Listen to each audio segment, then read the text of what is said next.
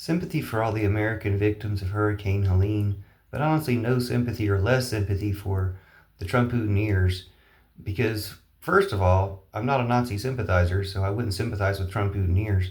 But specifically, I would sympathize with them for being victims of Trump and Putin in the first place that made them like that, but not as much sympathy for the hurricane because they caused it.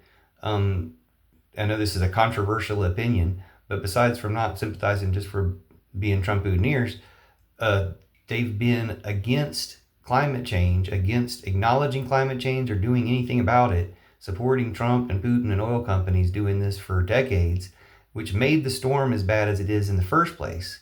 And secondly, they're demonizing socialism, which socialism is what's going to repair their homes and cities. Kamala Harris has already promised, and Joe Biden have promised to repay all the storm damage to all the local communities. So they're going to be begging for socialism or utilizing socialism, but the reason we don't have more and better socialism is because they've been demonizing it all these years. So you could say repay the people who support Kamala, but not the people who support Trump, because they're the ones who caused this problem in the first place by making climate change and the storm so bad to begin with, and by stopping the socialism that will save them.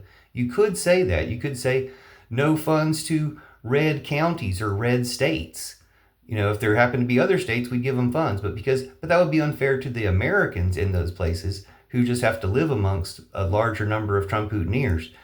Unfortunately, it's unfair to everyone to have Trump and Putin affecting people at all, and they need to wake up and get out of that and be American again, be neighborly again, and support socialism and support climate change solutions so we can stop these storms. But Trump and Putin and oil companies and Trump Putineers are responsible for hundreds more deaths because they keep denying climate change and fighting all our attempts to solve it and fighting all our attempts to create socialism to mitigate it, solve it, and restore problems once they happen.